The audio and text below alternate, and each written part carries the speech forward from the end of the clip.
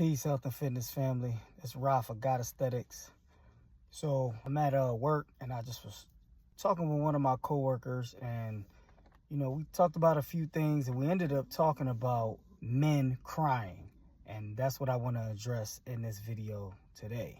So speaking about men crying is taboo in society still, for the most part, which it shouldn't be. We got to get past this machismo, macho, manly, men don't cry thing. Now, let me preface this by saying I don't think men should be crying all the time about every little thing, Lifetime movies and all of that shit. Like, nah, then I toughen up. You know what I mean? There's a difference. Be a real man. But to me, I grew up in an era where it was super hardcore. We were not encouraged to express our feelings, to show emotion, things of that nature, which is dangerous. To me, hearing that is like telling a man not to cry, is like telling a man to hold in his piss, his poop, and not to sweat. You know what I'm saying? It's things that you naturally you need to do. You know what I'm saying? So I said all that to say, if you are a man and you're going through things, if you need to cry, let it out. It's okay. If you have to do it in private, if you still feel like, you're embarrassed by this or whatever, do it in private. Talk to a therapist, And another thing I want to address is that sometimes men say they don't want to cry in front of their lady or their partner, which is the person that you should be able to be vulnerable with. And I completely enter and understand that, because from a man's perspective, you don't want to look weak to your partner, to the person that you're supposed to be protecting and providing for. You don't want to look weak. So I completely enter and understand that. But crying doesn't mean you're weak. If you cry at a funeral, loved one passed, or sometimes just the pressure of the world just gets to us. We are overlooked, underappreciated. I posted hella stuff for Men's Mental Health Month for the month of June. You know what I'm saying? I didn't get as many likes, shares, comments, none of that. I didn't even get a call or a text. You know what I'm saying? And I said in one of the videos, call a man that you care about. Check on him. Make sure he's okay. I didn't even get a call. And truth be told, I'm not okay right now. I'm toughing it up. I'm just doing what I need to do to carry on. You know what I'm saying? But we need to break this stigma for men's mental health. Like, we are strong, but you don't want to test how strong a man is to the breaking point. You feel what I'm saying? You don't want that man to break at all, but you don't know how a man's going to break. He could kill people. He could kill himself. He could hurt family members or friends. Like, we don't want to know what that looks like.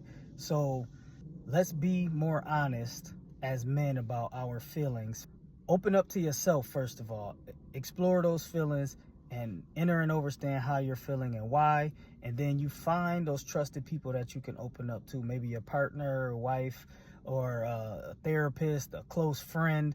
That's another thing too. Man, we have to stop being so macho that we can't talk to our other male friends about the things that we're going through. So, find somebody you can speak to about these things, and you'll find a lot of times that people are going through the same thing. And not to encourage trauma bonding or anything, but people may have the answers, or they'll know someone that has the answers to what you're going through. Myself, I don't cry very easily. Like, there's been times I set out to cry. That was my purpose. I would sit down and play music I deemed sad and have a drink or two and just think about loved ones that transition and all that, and I can't do it. And it's for a few reasons. One is because I saw a lot of my friends and family die young from sometimes senseless violence and accidents and stuff like that, from grade school to high school, to the point where my father, he got me a photo album, and it was full of obituaries because I had so many people passing away at that time. Another reason is when I went to prison, that's not the place where you can do that. That's not the proper place to cry and express your feelings and all of that. You can't. So prison, it was bad, which is a good segue. I am filming a series telling about my journey through the New York State prison system. It's called No Justice, Just Us, No Corrections and Correctional Facilities. Over my whole life, I learned to tuck it in. Even just not feeling comfortable being vulnerable, around certain females in my life. At other times I had to tuck it in. You know what I'm saying? So now when I want it to come out, it just doesn't. You know what I'm saying? It's very difficult. Like, I have cried at funerals and things of that nature, but it's far few in between. Like, and honestly, I would feel better if I did cry. There's times I know, like, dang, I'm off. I'm feeling like pressure.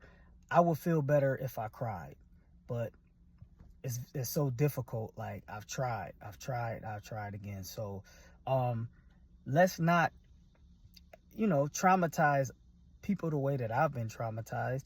You know what I'm saying? Let's normalize men's mental health, men having feelings, and therapy, and all of the things that come with men being healthy. Let's do better for the men. And men, if you see in this video, comment down below with your support, or if you're having a problem, so we can support you.